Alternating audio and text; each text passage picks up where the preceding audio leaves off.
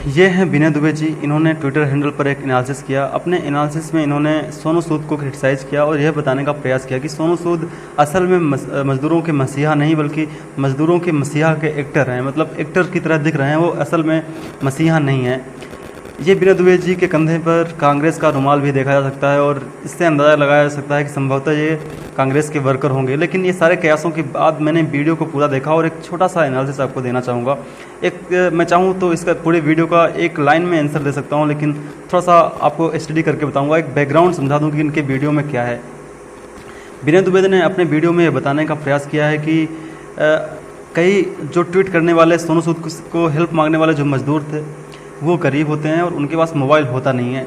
तो मोबाइल होता नहीं है तो ट्वीट कैसे करेंगे, एक ये इनका पॉइंट है। दूसरा पॉइंट ये है कि कई लोग ट्वीट से मदद मिलने के बाद वो लोगों ने दोबारा ट्वीट करके सोनू सूद से मदद मांगी है, जो कि देखने में फर्जी लगता है। तीसरा पॉइंट विनय दुबे की वीडियो का ये है कि सभी जो ट्विटर हैंडल जिनसे ट्वीट किया गया है, मदद मांगी गई है सोनू सूद से, वो सभी अप्रैल या आज से 1-2 महीने पहले के बने अकाउंट हैं। उन्हीं से सोनू सूद से हेल्प मांगी गई। इससे ये साबित होता है कि सोनू सूद ने फर्जी लोगों अकाउंट खुद ही बनवाकर खुद ही ट्वीट करवाया होगा, ऐसा कहना विनय दुबे जी का है। चौथी बात जो विनय दुबे जी अपने वीडियो पर कह रहे हैं कि ट्विटर जब आप अकाउंट बनाते हैं तो आपको न्यूमेरिकल एक यूज़र नेम देता है, जो आप नहीं चेंज करेंगे तो उसमें आखिरी में 8 डिजिट होता है। तो सोनू सूद से हेल्प मांगने वाले ज़्यादातर लोगों के ट्विटर के यूज़र नेम में आखिरी में 8 डिजिट का नंबर है, इसलिए सभी ट्वीट फर्जी होंगे। अब इसका क्या आधार है? अगर मेरे ट्विटर यूज़र नेम के आखिरी में 8 डिजिट न्यूमेरिकल है तो मैं फर्जी कैसे हूँ? अब ये तो विनय दुबे जी आपको बताएंगे। इसका सभी का आंसर मैं आपको दूंगा, लेकिन उससे पहले एक छोटी सी स्टडी आपको बता देना चाहता हूँ। वैसे तो ये बहुत बड़ी स्टडी और बहुत बड़ा प्रोपेगेंडा आपके सामने बताने जा रहा हूँ, बहुत ही बड़ा है और हर व्यक्ति को, हर भारतीय को इसे सीरियसली लेना ही चाहिए। हुआ यूँ कि भारत ने हाइड्रोक्लोरोक्विन की टैबलेट को दुनिया भर में सप्लाई किया और इसका उपयोग कोरोना वायरस के इलाज के लिए होगा, ऐसा दुनिया के तमाम स्टडी ने कहा। डोनाल्ड ट्रंप ने भी कहा, भारत को इससे बहुत बड़ा फ़ायदा भी हुआ। इसके बाद हमने देखा कि जब भारत ने दुनिया के तमाम देशों में इस टैबलेट का सप्लाई करना शुरू कर दिया तो उसके बाद एक लैंसेट नाम का एक प्रोपेगेंडा पोर्टल है, एक प्रोपेगेंडा पोर्टल नहीं, एक स्टडी आई जिसे लैंसेट नाम के किसी संस्थान ने किया। उसने बताया कि हाइड्रोक्लोरोक्विन की टैबलेट जो मरीज़ खाते हैं उनमें डेथ का रेट जो है वो बढ़ जाता है, उनमें मरने की संभावना थोड़ी ज़्यादा रहती है। अब ये स्टडी आने के बाद ये भारत के लिए चिंता का विषय थी। भारत के बहुत सारे लोग डिप्रेस हुए और हमारे देश का Indian council of medical and research आता है और वो कहता है कि ऐसी कोई बात नहीं है। हमने रिसर्च किया है और हमने पाया है कि हाइड्रोक्लोरोक्विन की टैबलेट खाने से डेथ के रेट में कोई भी इंक्रीमेंट नहीं होता। ICMR अपने स्टैंड पर अड़ा रहता है। इसके बाद WHO सामने आता है और वो कहता है कि हम हाइड्रोक्लोरोक्विन पर रिसर्च करेंगे। इसके बाद दुनिया के तमाम बड़े पोर्टलों पर एक खबर छा जाती है कि हाइड्रोक्लोरोक्विन अगर आप खाएंगे तो आपके मरने का रेट जो है, डेथ का रेट जो है वो बढ़ जाएगा।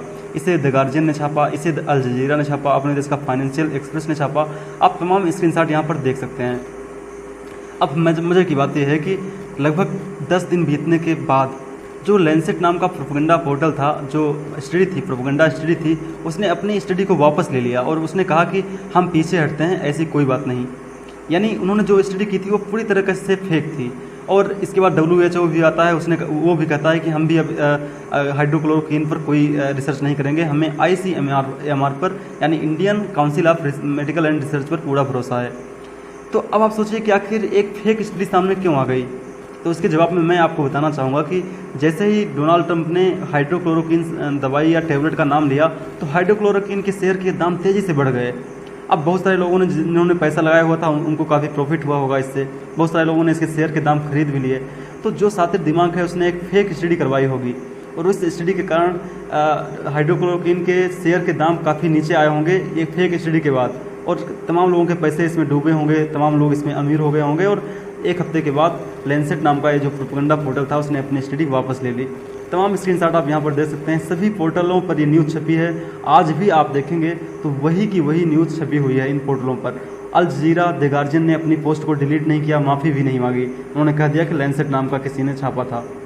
तो इस तरह से शेयर के दाम का खेल और इस तरह से प्रोपेगेंडे दुनिया के अंदर चला जाते हैं भारत की छवि को बदनाम करने के लिए। चूँकि इससे भारत की छवि को थोड़ा सा नुकसान कुछ समय के लिए हुआ था, तो एक स्वाभिमानी भारतीय के लिए ज़रूरी है कि वो इस स्टडी को ध्यान में रखे कि कैसे फेक स्टडी की जाती हैं। अब ये विनय दुबे नाम का एक बेवकूफ़ टाइप का व्यक्ति जो मुझे दिख रहा है, इसने ट्विटर का मतलब घर में बैठकर इसने रिसर्च कर लिया कि भाई ट्वीट डिलीट क्यों हुए। भाई बेटा देख, ट्वीट इसलिए डिलीट हुए क्योंकि लोगों ने अपनी पर्सनल जानकारी उस ट्वीट में दे रखी थी, जैसे कि मोबाइल नंबर, आधार नंबर। क्योंकि हेल्प मांगना है तो पर्सनल जानकारी देकर उन्होंने कहा कि सोनू सूद उन्हें कंटेक्ट करें, तो नंबर दे रखा था। इसलिए उन्होंने अपनी पर्सनल जानकारी ज़्यादा समय तक पब्लिक प्लेस में ना रहे, उन्होंने अपने ट्वीट को डिलीट कर दिया। ये सिंपल सी बातें हैं।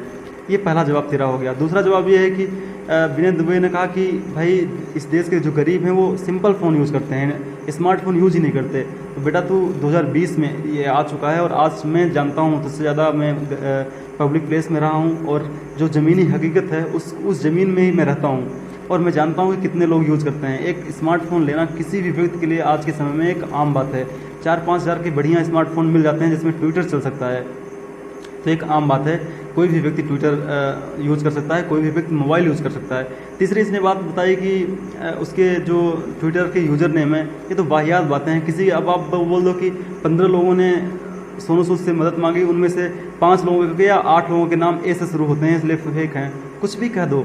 देखिए सबसे अब एक लाइन का जवाब, ये सारी चीज़ें तो प्रोपेगेंडा थी, आपको समझ में आ गया होगा, लेकिन एक लाइन का एक जवाब मैं आपको देना चाहता हूँ। सोनू सूद ने जो बसें भेजी, वो बसें हर ज़िले में चेक पोस्ट लगे होते हैं और जो बसें जाती हैं उस चेक पोस्ट से होकर गुजरती हैं। चूँकि विनय दुबे नाम का ये व्यक्ति जो कांग्रेस का झंडा अपने कंधे पर लगाया हुआ है, दिखता ऐसा है कि कांग्रेस के झंडा वाला रुमाल लगाया हुआ है, यह व्यक्ति अपने सरकार के ऑफिशियल जो गवर्नमेंट का पोर्टल है, जो ट्विटर हैंडल है, उससे ट्वीट करवा के कहता कि सोनू सूद की कोई भी बसें इस चेक पोस्ट से नहीं गुजरी, क्योंकि वहाँ पुलिस खड़ी होती है, पुलिस उनके नंबर लिखती है, तभी बिना पुलिस के परमिशन के सोनू सूद ने कोई भी बसें नहीं भेजी। तो अगर कोई भी बसें सोनू ने नहीं भेजी तो गवर्नमेंट ऑफिशियल इसका ट्वीट करता, सोनू सूद पर एफआईआर करता, लेकिन ऐसा कुछ भी नहीं हुआ। सरकार ने, जो वहाँ की सरकार है, उन्होंने थोड़ा सा आरोप लगाया सोनू सूद पर, इसके अलावा उन्होंने न तो एफआईआर की, न तो कोई ऑफिशियल स्टेटमेंट दिया। उन्होंने बस ओरली बोल दिया कि सोनू सूद बीजेपी के मेंबर हैं, बीजेपी के सदस्य हैं, महाराष्ट्र सरकार को बदनाम कर रहे हैं। इसलिए ऐसी फेक स्टडी पर आप भरोसा ना करें। और ये तुच्चे टाइप के लोग ये ऑफिशियल स्टेटमेंट या अपने सरकार से ऐसी कोई बातें नहीं कराते, थाने पर जाकर सोनू सूद के खिलाफ एफआईआर भी नहीं करते। ये बस बैठेंगे, 15 लोगों का ट्विटर हैंडल का यूज़र नेम लेंगे और लिख कर दे देंगे कि भाई ये देखो इनके ट्विटर नेम जो यूज़र नेम है उसमें तो 8 डिजिट का नंबर है। वाह भाई। खैर आज का वीडियो का एंड यहीं पर है और आप भी अपने दिमाग लगाकर सोचिए कि अगर ऐसा कुछ हुआ होता तो क्या कांग्रेस सरकार जो अर्नब गोस्वामी पर फालतू में एफआईआर कर देती है वो चुप बैठती, क्या सोनू सूद को छोड़ती? बिल्कुल ना छोड़ती। खैर आज के इस वीडियो को यहीं पर एंड करता हूँ। मिलते हैं अगले वीडियो में नए प्रोपेगेंडे के प्रपंच के एक्सपोज के साथ। तब तक के लिए जय हिंद, वंदे मातरम।